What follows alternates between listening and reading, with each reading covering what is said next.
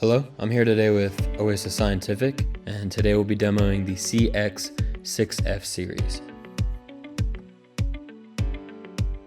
Alright, so the first thing I'm going to do is power on the device. You'll find that button at the top on the right.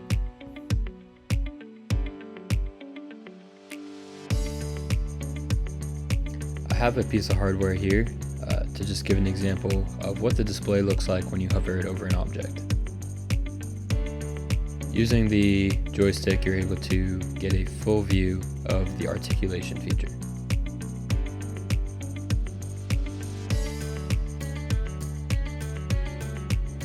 You can adjust the brightness by hitting the light button.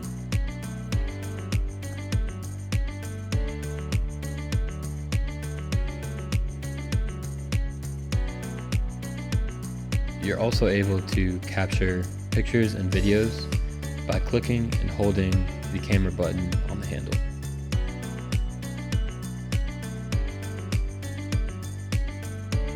You can view the pictures and videos that you've taken by clicking the top button on the left of the device.